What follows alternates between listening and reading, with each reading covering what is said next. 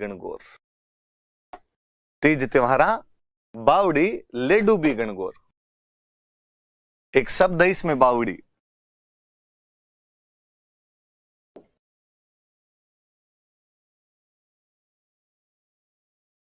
किसी English medium वाले बच्चे को या शहर वाले बच्चे को लगता होगा कि हाँ सर बावड़ी आपने बताया था हिस्ट्री पढ़ाते टाइम भी, वो जो स्टेप वेल होता है, वो जो पानी का कुआं होता है जिसमें उतरने के लिए सीढ़ियां होती है, उसी को तो बावड़ी कहते हैं। मैं कहूंगा ना मुन्ना ना, यहाँ अलग है थोड़ा सा। एक शेखावटी भाषा का शब्द है जिसका मतलब होता है वापस आना। गांव में अक्सर कोई आदमी दूर जा रहा होता है, वापस बुलाना होता है, कहता बावड़ जा, मतलब वापस आ जा। यहाँ बावड़ी है, बोलने में थोड़ा चेंज है, वो बावड़ी है, यहाँ बावड़ी है। तीज त्योहारा बावड़ी, तीज त्योहारों को वापस लेके आती है। ले डूबी गणगौर, गणगौर उनको लेके डूब जाती है। लाइन कहती है कि तीज से त्योहारों की शुरुआत होती है तथा गणगौर पर जाकर त्योहार समाप्त हो जाते हैं। मुझे याद आता है कि 2010 में मेंस था और क्वेश्चन पूछ लिया आरपीसी ने कि तीज त्योहारा बावड़ी ले डूबी गणगौर, इस पंक्ति का अर्थ स्पष्ट कीजिए। ठेठ हमारे जैसे को देसी खांटी थे जिनको और कुछ आता ही नहीं था, ये तीज त्योहारा बावड़ी सुने थे बचपन से, वो लिख के आगे कि हिंदू त्योहारों की शुरुआत छोटी तीज अर्थात श्रावण शुक्ल तृतीया से होती है तथा उनका अंत गणगौर अर्थात चैत्र शुक्ल तृतीया पर होता है। Hindu festivals are started from Chhoti Teej और एंड उनका जाके एंड विद गणगौर, कि गणगौर पर जाकर खत्म हो जाते हैं। तो देसी लोग थे वो तो लिख के आ गए, शहर वाले बच्चों के हमारे साथ वालों को कई होंगे दिक्कत, कई तो अजीबोगरीब आंसर लिख के आ गए। मेंस में खाली लाइनें पड़ी होती है, कुछ ना कुछ लिखना होता है वहां पर आपको, फिर किसी ने लिख दिया तीज नामक लड़की की दोस्त गणगौर थी, दोनों एक दिन बावड़ी पर गई। बावड़ी पानी का एक कुआं होता है जिसमें नीचे उतरने के लिए सीढ़ियां होती है। गणगौर तीज को लेकर डूब गई, दोनों सहेलियां डूबकर उसमें मर जाती है। किसी राजस्थानी कहानी की ये पंक्तियां हमें याद दिलाती है कि छोटी बच्चियों को अकेले बावड़ी पर नहीं भेजना चाहिए। आप ऐसे मत करना। आप इस पंक्तियों का अर्थ जानना कि तीज त्योहारा बावड़ी ले डूबी गणगौर का मतलब है कि तीज के साथ त्योहार शुरू होते हैं, तीज त्योहारों को वापस लेकर आते हैं। तीज कौन सी? छोटी तीज। छोटी तीज कब आती है? श्रावण में। श्रावण में कब आती है? तो शुक्ल पक्ष की तृतीया को। ले डूबी गणगौर, गणगौर उनको लेकर डूब जाती है। गणगौर के साथ में त्योहार खत्म हो जाते हैं। कभी और ध्यान रखना, तीज गणगौर ये सब पार्वती माता होती है, पार्वती माता की सवारी निकालते हैं, सवारियों का तालाब में विसर्जन करके आते हैं बाद में। गणगौर के साथ में त्योहार डूब जाते हैं, तीज के साथ में त्योहार वापस शुरू होते हैं। सिंपल सा इस लाइन का अर्थ ये था। अब आगे अब हम त्योहार पढ़ते हैं। अब आपने कहा कि सर अब समझ में आ गया कि त्योहारों की शुरुआत श्रावण से करनी। एग्जैक्टली इसीलिए हमने पहले महीने का नाम लिखा है श्रावण। आपने कहा सर छोटी तीज से करनी है और वो शुक्ल पक्ष में आता है। हाँ, इसीलिए हमने कृष्ण पक्ष को खाली छोड़ रखा है कि बाद में देख लेंगे कृष्ण पक्ष में क्या आता है क्या नहीं आता है। एक बार तो त्योहारों की शुरुआत की जाए, और त्योहारों की शुरुआत कहां से की जाए? तो छोटी तीज से की जाए। इंग्लिश में भी एग्जैक्टली छोटी तीज लिखना है इसको, कोई स्मॉल थर्ड डे टाइप का कर मत लेना कुछ कि आपको लगे यार ये लिख देते हैं, नहीं छोटी तीज ही लिखा जाना चाहिए। तो तृतीया को छोटी तीज। अपने काम की बात कि छोटी तीज सबसे अच्छी कहीं पर यदि मनाई जाती है तो जयपुर। आपसे कोई पूछेगा कि छोटी तीज कहां की फेमस है, बिना सोचे समझे बताना कि सर छोटी तीज है वो जयपुर की प्रसिद्ध है। आपको पूछेगा कि हम छोटी तीज मनाते क्यों हैं, मैं कहूंगा छोटी तीज हमारे पति पत्नी के प्रेम का त्योहार है। पति पत्नी के प्रेम का त्योहार है।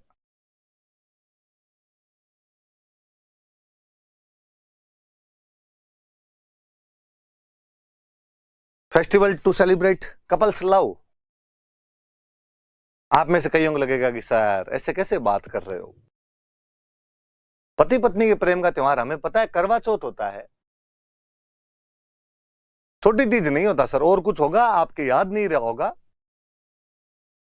आपको नहीं लगता बताने में थोड़ी गलती कर रहे हो आप? मैं कहूंगा कि नहीं, मैं एकदम सही हूं।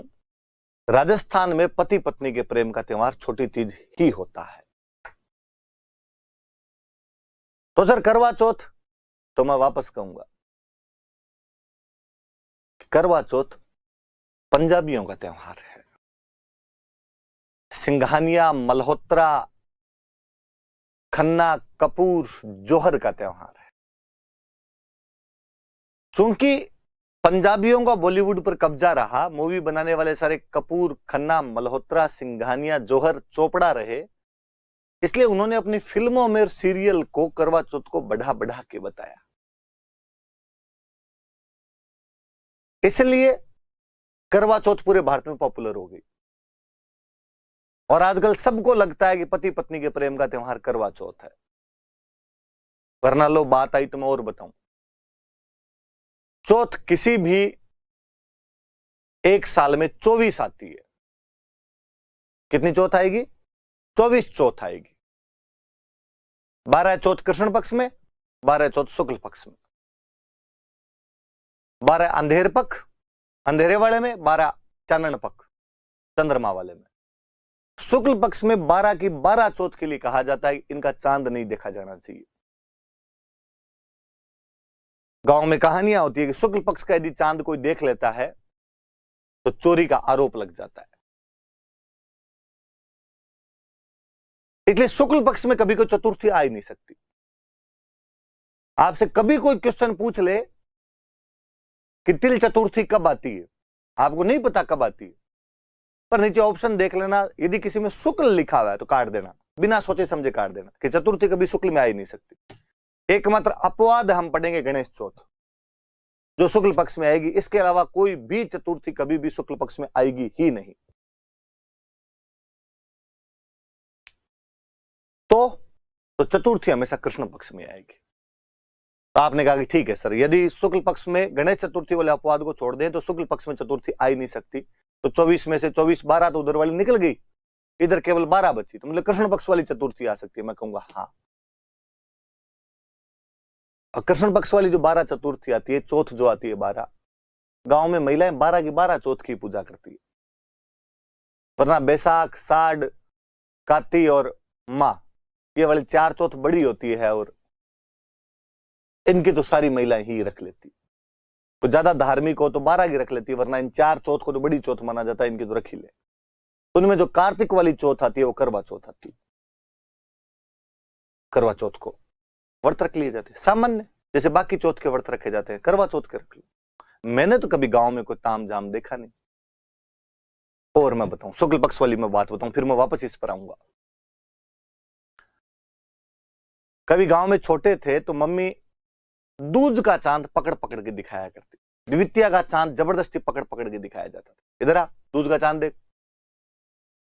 और अक्सर तो मुझे याद आता है कि चांद देखते ही नहीं थे, हाथ जोड़ के वो गीत सा और गाया करते थे, चांद मामा घाबा दे, नया नया घाबा दे। कईयों को लगेगा घाबे क्या होते हैं? कपड़े, कपड़ों को घाबे कहते हैं। और चूंकि कपड़े मामा ही दिलाया करते थे, मम्मी ननिहाल जाती 12 महीने में एक बार, तब नए कपड़े आते थे। पापा का ये कर्तव्य नहीं होता था कि आपको कपड़े दिलाएं, क्योंकि पापा के कपड़े भी ननिहाल वाले ही बेचते थे, अपने ननिहाल वाले ही पापा कपड़े बेचते। तो पापा किसके कपड़े दिलाएंगे? पापा अपने बुआ जी को, अपने बुआ के बेटों को, उनको कपड़े दिलाएंगे। सब अपने ननिहाल से ही कपड़े लेके आते, इसलिए बच्चों को लगता कि कपड़े मामा जी दिलाते हैं, चांद मामा है, इसलिए चांद मामा घाबा दे, नया नया घाबा दे। दूज वाले दिन हाथ जोड़ते उसके आगे। पर मम्मी चौथ वाले दिन सुबह सुबह कहती, छोरो आज चांद मत देख लेना रे, और आज चांद देख लिया ना तो चोरी का आरोप लग जाएगा। भगवान कृष्ण पे लग गया था कि उन्होंने सैमंतक मणि चुराई है, क्योंकि उन्होंने चौथ का चांद देख लिया था। केवल इस वजह से कलंक लग जाता है चौथ का चांद देखने से। पर बचपन में जिन चीजों के लिए मना किया जाता है उन चीजों को करने में ज्यादा मजे आते हैं। और उस दिन शाम को चांद, वरना तो पता ही नहीं चलता चांद कब आया और कब चला गया। उस दिन शाम को धीरे धीरे देखते, पर यूं देखते। एक आधा भाई बहन खोड़ला होता, मम्मी को बताऊंगा, मम्मी को बताऊंगा, कई बार तो पिटाई और हो जाती। तब से मन में आएगा भाई चौथ का चांद नहीं देखेंगे। मेरे तो अभी एक दिन दिख गया था, 4-5 दिन पहले, ये जो चौथ निकली इसका, तो मुझे यूं बड़ा अजीब लगा, यार चौथ का चांद देख लिया, अपने चौथ का चांद देख लिया। भले कितने साइंटिफिक होने की कोशिश करें, हमें पता है कि अंधविश्वास ये देखने से क्या ही हो जाएगा ऐसे, पर मन में अभी तक भी वो बचपन जिंदा रहता है कि नहीं यार चौथ का तो नहीं देखते हैं ना यार, बचपन में मना करते थे ना, चौथ का क्यों दिख गया। कई दरियों कानों के हाथ वाथ लगाने की एक्टिंग करते हैं। तो चौथ के चांद शुक्ल पक्ष में तो देखे नहीं जाते, इसलिए चतुर्थी आएगी तो कृष्ण में आएगी। कृष्ण में 12 में से 12 चौथ की पूजा की जाती है, 12 में नहीं तो 4 की तो बड़ी वाली की पक्की कर लेते हैं। उन 4 में से एक कार्तिक वाली करवा चौथ आती है, तो नॉर्मल महिलाएं वैसे ही पूजा कर लिया करती थी। अपने लिए करवा चौथ कभी बड़ा इतना त्योहार रहा ही नहीं। और कभी आप उस करवा चौथ की तो जो कल्चर है उसको पकड़ने की कोशिश करो और देखो कि क्या ऐसा राजस्थान में संभव था कि करवा चौथ जो नॉर्मली अब हम देख रहे हैं, जो स्वरूप देख रहे हैं, वो ये कहता है कि पत्नी सज संवर के एकदम सज धज के छत पे जाएगी और वहां छलनी में से अपने पति को देखेगी। चांद वो है उसको देखेगी। इमेजिन कीजिए, आज से 2 पीढ़ी पहले क्या अपनी मम्मी वाली पीढ़ी, दादी वाली पीढ़ी ऐसा कर सकती थी? क्या कोई महिला सज धज के छत पे खड़ी हो सकती थी? गांव वाले बात बना ले पूरे, अब फलान जी की बीरनी छत पे खड़ी थी और उसमें पति को देख ले। आप कभी सोच के देखिए कि मम्मी या दादी वाली पीढ़ी क्या ऐसे अपने पति को, पापा को या दादाजी को बोल सकती थी कि प्लीज शाम को घर जल्दी आ जाना, मैं छलनी में से देखूंगी। जूता 10 नंबर का आता है पैर में। उल्टी लुगाइयां अपने तो कहती थी कि बोमिया तू बाहर ही रहना, मत आना। डाकियों से लगता था डर पहले, तो कोई पति को बुलाने वाली ये फीलिंग तो वही नहीं करती थी। अपने चौथ चांद देखा, शाम को रोटी खा ली, दिन में कहानी सुन लिया करते थे। एक बाबू कहानी आती थी, बाबू कहानी सुना दिया करती थी।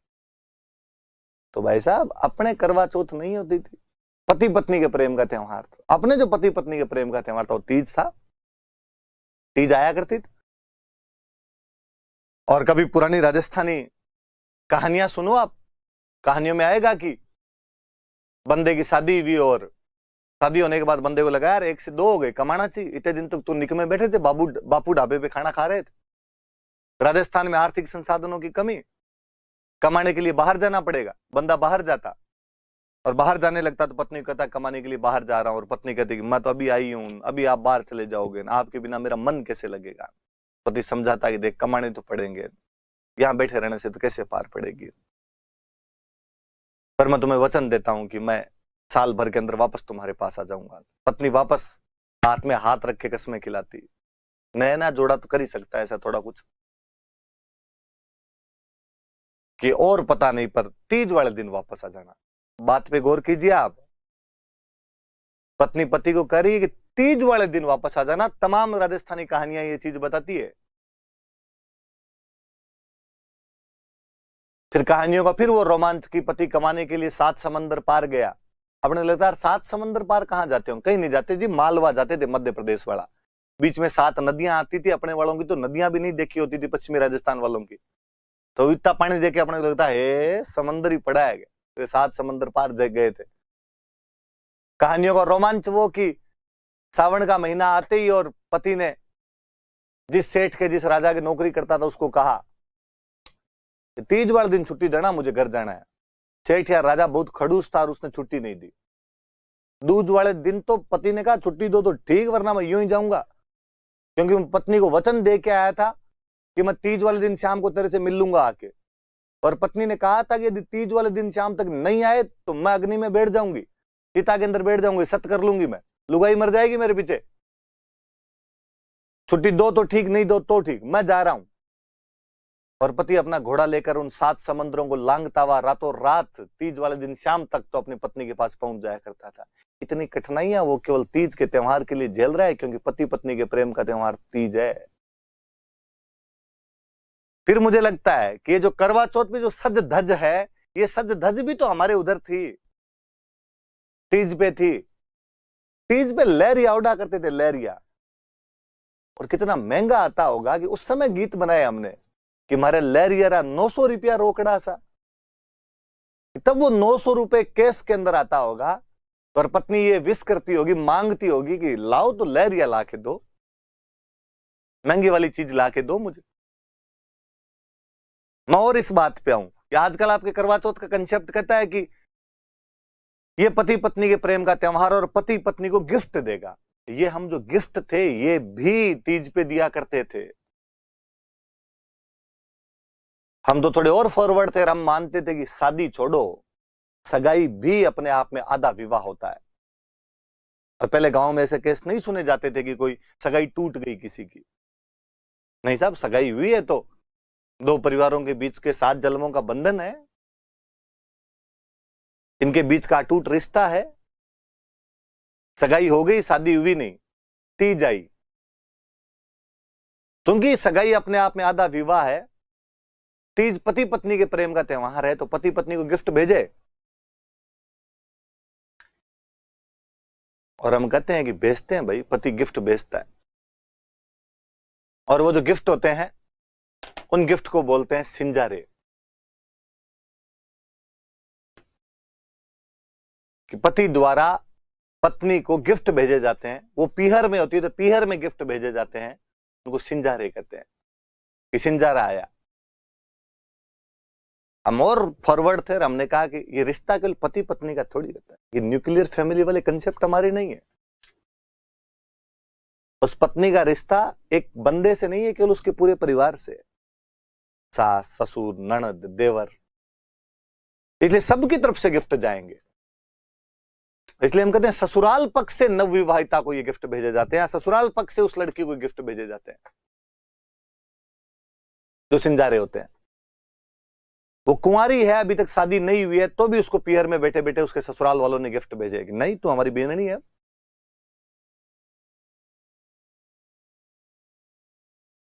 थोड़े दिन बाद उसकी शादी हो गई। शादी होने के बाद में वापस श्रावण आया,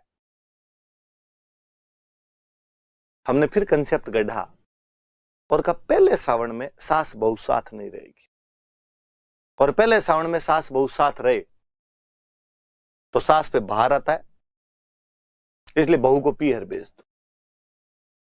इसलिए बहू को पीहर भेज दिया जाता, बीननी को पीहर भेज दिया जाता है।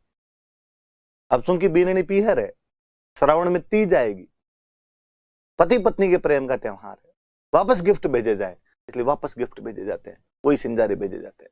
इसलिए अक्सर गांव में सुनने को मिलता है एक कुंवारो सिंजारो है ना एक परिणेड़ो सिंजारो है। एक जो कुंवारी थी तब इसके गिफ्ट आए थे, एक जब वो शादी होके आ गई तब उसके गिफ्ट आए थे। फिर चूंकि अगले श्रावण से वो अपने वहीं रहती है, तो बाद में इतना आदान प्रदान अपने को देखने को मिलता नहीं। तो सिंजारे कब आए? तीज पे। लहरिया कब ओढ़े? कि तीज पे। पति 7 समुद्रों को लांघता हुआ कब आया? तीज पे। पत्नी ये धमकी कब दे कि तुम नहीं आए तो मैं अग्नि के अंदर प्रवेश करके सत कर लूंगी? तीज पे। इसका मतलब पति पत्नी के प्रेम का त्योहार तीज है। करवा चौथ है त्योहार, तो जितना तीज है उतना नहीं। इसलिए हे लड़कियों, तुम पर यह महती जिम्मेदारी है कि केवल इस कल्चर को पढ़ाई के लिए नहीं पढ़ना है, एग्जाम पास करने के लिए नहीं पढ़ना है। मैं नहीं कहूंगा आपसे कि करवा चौथ मनानी बंद कर दी जाए, मनाई जाए, धूमधाम से मनाई जाए, पर तीज बंद नहीं होनी चाहिए। तीज करवा चौथ से ऊपर वाला महत्व रखनी चाहिए। यह हमारा परंपरागत त्योहार है, यह पति पत्नी का त्योहार है। करवा चौथ हमने बॉलीवुड से सीखा है। इस बॉलीवुड ने कई कांड करवाए हैं अपने। राजस्थान में लड़कियों के शादी के बाद सरनेम चेंज नहीं हुआ करते थे। मुझे याद है आरपीसी ने एक बार एक क्वेश्चन पूछ लिया था कि राजस्थान में कौन सी जाति में लड़कियां शादी के बाद अपने सरनेम चेंज नहीं करती, और आरपीसी ने उत्तर माना राजपूत, कि राजपूतों में लड़कियां शादी के बाद सरनेम चेंज नहीं करती।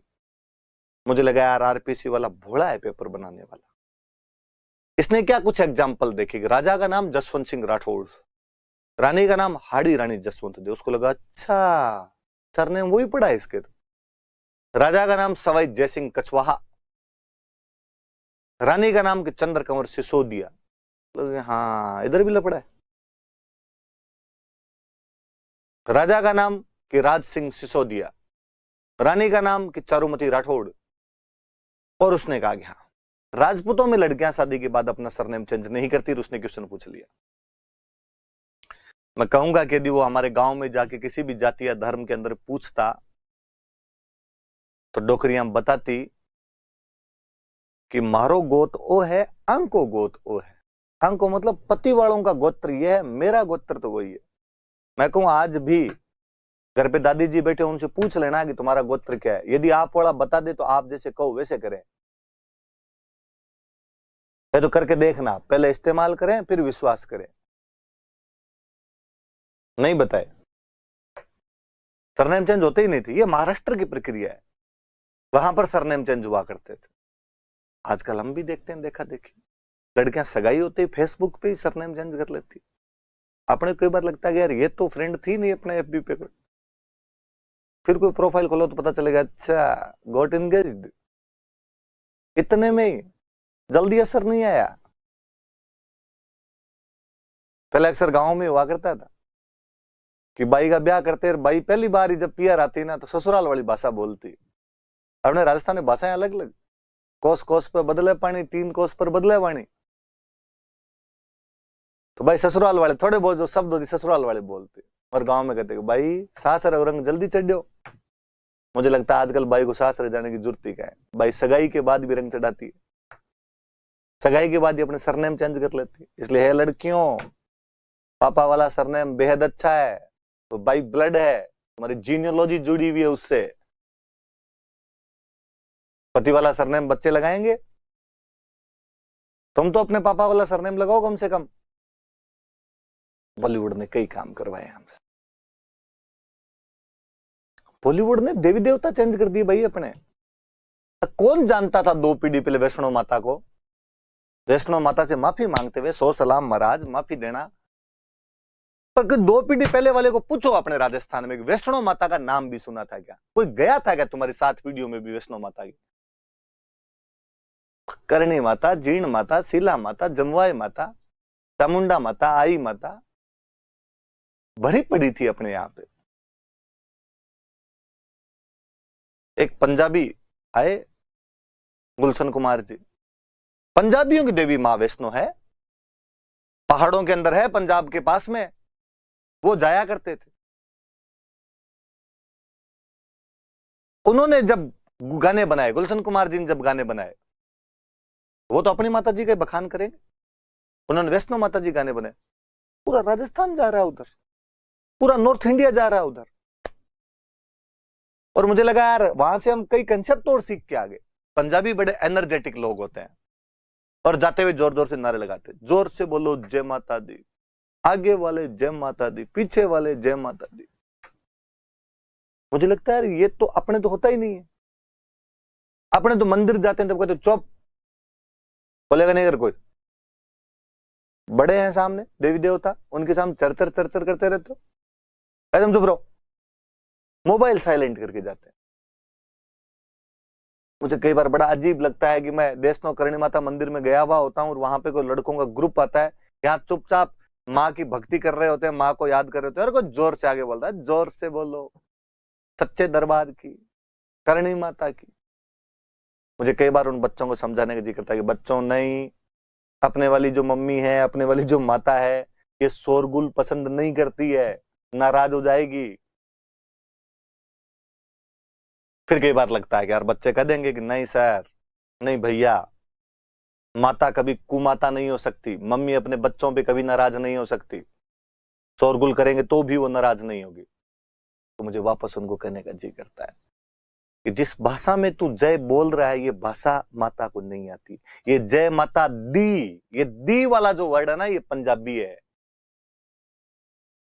अपने वाली जय माता जी, जय माता की, जय माता री है। तू जोर से बोलो जय माता जी, जय माता की, जय माता री बोले तो समझ आएगा। पंजाबी नहीं आती करणी माता को, जीवन भर देश नौ की रही थी, बीकानेर में रही थी, डोगरी के पल्ले नहीं पड़ेगी ये वाली भाषा। प्लीज मत बोल। बॉलीवुड क्या क्या नहीं करवाए हमसे। वैष्णो माता जाना उनके होता है जिनको मनाने होते हैं हनीमून। घर वालों को सीधा कर दिया हनीमून मना के आना है, तब तो आज भी पश्चिमी राजस्थान में तो उल्टा लटका के चमड़ी छोले कोई। तो कहा कि बेचारे लड़की का नाम लेके और कहा, लड़के ने जाके पापा के मम्मी के पास मुंह बनाते हुए कहा, भोला बनते हुए कहा। ये जब 12वीं में पढ़ती थी तब इसके जात बोली हुई थी कि जोड़े से वैष्णो माता की जाके आएंगे।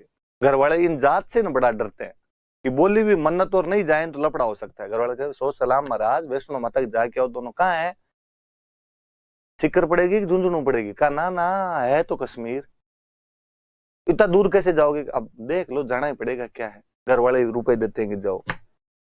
कौन जानो रामदेव रट, जानो चोटीला धाम, किसको जाना वैष्णो माता, यहाँ देखने गुलमर्ग और सोनमर्ग। वैष्णो माता का नाम है बेचारी का, पर माता जी सब कुछ जानती है। उसके नाम पे जो जो कांड किए जा रहे हैं ना, डोकरी सब एकदम वही है जी। माता कुमाता नहीं हो सकती। दो गति कोई नहीं बच्चों, मेरे नाम पे भी एंजॉय कर लिया तुमने, कोई बात नहीं है। तो ये तीज है भाई अपना पति पत्नी के प्रेम का त्योहार। अपने पति पत्नी के प्रेम का त्योहार करवा चौथ नहीं है। तो तीज कब आती है? तो श्रावण शुक्ल तृतीया को। सबसे अच्छी कहाँ हो? तो जयपुर के अंदर हो। किसका त्योहार है? तो पति पत्नी के प्रेम का त्योहार है। जो गिफ्ट आते हैं उनको क्या कहते हैं? सिंजारा कहते हैं। याद रहे, तो प्रीलिम्स में क्वेश्चन पूछेगा कि तीज के अवसर पर नवविवाहिता को मिलने वाले गिफ्ट क्या कहलाते हैं? सिंजारा। लफड़ा तो तब होगा जब वो ये पूछ लेगा सिंजारा क्या होता है। और नीचे ऑप्शन आएंगे, गरासिया महिला के नाक का आभूषण, बाड़मेर जिले का सुदूरवर्ती एक गांव, मूंग की एक किस्म, नवविवाहिता के लिए आने वाले उपहार। आपको लगेगा मूंग हो सकता है, मूंग फसलों में कोई नई किस्म आ गई होगी। मोदी सरकार ने कहा होगा किसानों की आय दुगनी करेंगे इसलिए मूंग थोड़े अच्छे भेजेंगे, सिंजारे वाले मूंग भेज दिए होंगे कोई। नहीं, नवविवाहिता के लिए आने वाले गिफ्ट हैं। और याद रखना कि कौन सी ओढ़नी ओढ़ी जाती है? तो ओढ़नी का नाम है लहरिया। लहरिया के कपड़े पहने जाते हैं, लहरिया ओढ़नी ओढ़ी जाती है। चलिए प्लीज लड़कियों, तीज वाले दिन सब लहरिया ओढ़ना, गिफ्ट मंगवाना तो भी कहना कि लहरिया लाके दिए जाए। और मैं बताता हूं, ये छोटी तीज प्रकृति प्रेम का त्योहार है।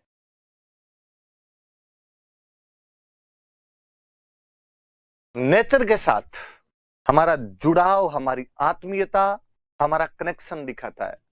क्योंकि हमारे नेचर फलती फूलती भी तो श्रावण में ही थी। और नेचर फूलते फलती फूलती कब थी हमारे? इसलिए हमने श्रावण में झूले डाले, हमने श्रावण के झूलों के गीत गाए, बना रे बागाम झूला गाला। मुझे और लगता है कि अपने वाले कितने इंटेलिजेंट थे। पश्चिमी राजस्थान वालों के बाग दूर दूर तक ही नहीं थे, खेजड़ी पे झूले डाले थे, पर गीत में गाया हमने कि बना रे बागाम झूला गाला। मुझे लगता है कोई केरला वाले कोई गाना सुनाया जाए, उसको जब इसका अर्थ बताया, उसको लगेगा ओ नो, राजस्थान में इतने बाग है कि वहां पे झूले भी डाले जाते हैं। तो कौन समझाए कि हमारे वाले इंटेलिजेंट थे, लोगों को बावड़े बनाने के तरीके निकाल लिए थे हमने। और जयपुर की तीज सबसे अच्छी, माँ पार्वती, माँ तीज सवारी निकल रही है। कभी राजमहलों से सवारी निकला करती थी और उस समय सैनिक उसके साथ में जाया करते थे। रंग बिरंगी वेशभूषा के अंदर महिलाएं और पुरुष उस तीज माता की सवारी के साथ जाते। सैनिक साथ में होते, हथियारों के साथ में होते। माँ पार्वती जब खुद बाहर जा रहे हैं, 16 श्रृंगार किए हुए तमाम गहनों से सुसज्जित होकर जा रहे हैं, उनके साथ सैनिक नहीं जाएंगे तो कौन जाएंगे? आज भी पुलिस तो अब भी जाती है, भले आप ये कह दो कि वो अब कानून व्यवस्था को कंट्रोल करने के लिए जाती है, पर दृश्य तो एकदम वैसा होता है आज तीज। और जयपुर की तीज तो क्या गीतों में गाई गई है। आज ही मेरे एक दोस्त हमेशा हंसते रहते हैं कि गांव की महिला के दो ही सपने होते हैं, एक तो उसे जयपुर की तीज देखनी होती है, एक उसे गाड़ी में अगली सीट पर बैठना होता है। अगर गांव के अंदर महिला को बराबर वाली सीट पे नहीं बिठाते, हुए पीछे बैठ, महिला चाहती है कि धकली सीट पे बिठा ले, आगे वाली सीट पे बिठा ले, तो यूं जमारो सुधरे। या कोई जयपुर की तीज दिखा दे, हमने गीतों में गाए, कोई जयपुरी की तीज दिखा दे हमारा रसिया, तो जयपुर की तीज याद रखिए। फिर शुक्ल पक्ष में एक त्योहार हो रहा है, पूर्णिमा को, रक्षाबंधन। आप ज्यादातर जानते हो, पर हम गांव में आप कभी सुनना, हम इसको रक्षाबंधन नहीं बोलते, राखड़ी पूनम, रख पुन्यू। और मुझे लगता है जब हम रख पुन्यू या राखड़ी पूनम बोलते हैं तो और कुछ नहीं, पर ये पूनम और पुन्यू बोल के ये तो बताते हैं कि आती तो पूर्णिमा को है। पर जब हमारे उसी त्योहार को हम किसी विदेशी भाषा में हिंदी के अंदर पढ़ते हैं, तब हम उसे रक्षाबंधन बोलते हैं। और ये शब्द कम से कम पूर्णिमा तो नहीं बता रहा है, और कुछ ही बताता हो आपके, वो फील नहीं देता जो रख पुन्यू में, राखड़ी पूनम में आता है। फिर हम कहते हैं कि इस रक्षाबंधन को नारियल पूर्णिमा भी कहा जाता है। इस दिन नारियल की पूजा की जानी चाहिए। मैं इंग्लिश वाले भाई बहनों को फिर कहना चाहूंगा कि इसको नारियल पूर्णिमा ही लिखें, कोई कोकोनट फुल मून ना कर दें इसको।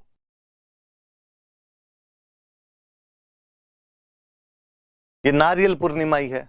कभी घरों में देखा हो तो जब विधि विधान से रक्षाबंधन मनाते हैं तो बाकायदा हाथ में नारियल दे के फिर बहनें राखी बांधती है। ये नारियल पूर्णिमा है। हम इस दिन श्रवण कुमार की पूजा करते हैं।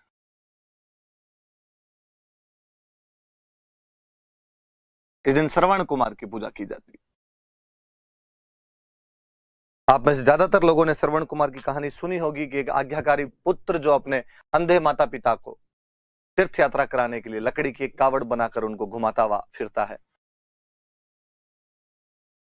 यह उन दिनों की बात है जब अयोध्या के अंदर महाराज दशरथ राज कर रहे थे। महाराज दशरथ की एक खासियत थी कि वो शब्द भेदी बाण चलाया करते थे। और महाराज दशरथ ने उस दिन सरयू नदी के किनारे अपना मचान लगाया और कहा कि रात्रि के समय में जब जंगल का कोई जानवर इस सरयू नदी के अंदर पानी पीने के लिए आएगा, जैसे वो अपना मुंह डालेगा, छपाक की आवाज के साथ मैं तीर चलाकर उस जानवर का शिकार कर लूंगा। दुर्भाग्य, विडंबना कि उस दिन जंगली जानवर की जगह वह आज्ञाकारी पुत्र श्रवण कुमार अपने अंधे माता पिता के लेकर वहीं आसपास कहीं ठहरा हुआ था। और अंधे माता पिता को जब रात्रि को प्यास लगी तो अपना बर्तन लेकर उस सरयू नदी से पानी लेने के लिए आया। उसके बर्तन की छपाक की आवाज ने राजा दशरथ को चौकन्ना किया और उनके एक ही शब्द भेदी बाण ने श्रवण कुमार के प्राण ले लिए थे। तीर लगते श्रवण कुमार की चिल्लाहट सुनकर महाराज दशरथ भागे और उनको लगा कि मनुष्य मर गया। जब तक वो आते तब तक उस युवक के प्राण लगभग निकलने वाले थे। युवक ने केवल इतना कहा कि महाराज दशरथ, अंधे माता पिता मेरे पानी के लिए मेरा वेट कर रहे होंगे, प्लीज पानी उनको पिला देना। महाराज दशरथ उन अंधे माता पिता के पास गए। कई देर तक तो उनके मुंह से बोलती ना फूट पाई, ना कह पाई कि मैंने तुम्हारे पुत्र को मार दिया है। लेकिन जब वो अंधे माता पिता ने कहा कि हमें कुछ अनहोनी मालूम हो रही, तुम कौन हो, क्या हो, हमारा पुत्र कहाँ गया, वो जब चित्कार किया तो महाराज दशरथ रोए और रोते उन्होंने कहा कि गलती से मेरे हाथों से तुम्हारा पुत्र मर गया है। अब मैं तुम्हारे लिए पानी लेकर आया हूं, पश्चाताप करना चाहता हूं, प्रायश्चित करना चाहता हूं, जो सजा देना चाहते हो वो दीजिए। अंधे माता पिता ने कहा कि महाराज दशरथ, कोई अंधा माता पिता क्या ही सजा दे सकता है तुम्हें, प्रकृति सब सजाएं सब लोगों के लिए तय रखती है। लेकिन आज हम हमारे पुत्र के वियोग में तड़फ तड़फ के मर जाएंगे और हमारी हाय तुम्हें लगेगी, एक दिन तुम इसी प्रकार अपने पुत्र के वियोग में तड़फ तड़फ के मर जाओगे। कहानी आगे कहती है कि काफी दिनों बाद जब महारानी कैकेयी के वरदानों के कारण महाराज दशरथ को अपने पुत्र राम को वनवास देना पड़ा, तो महाराज दशरथ पुत्र राम के वियोग में उसी प्रकार तड़फ तड़फ के मरे थे जिस प्रकार कभी श्रवण कुमार के माता पिता उसकी याद में तड़फ तड़फ कर मरे थे। वो दिन रक्षाबंधन का दिन था, वो श्रावण की पूर्णिमा का दिन था, इसलिए आज भी हम उस आज्ञाकारी पुत्र श्रवण कुमार की इस दिन पूजा करते हैं।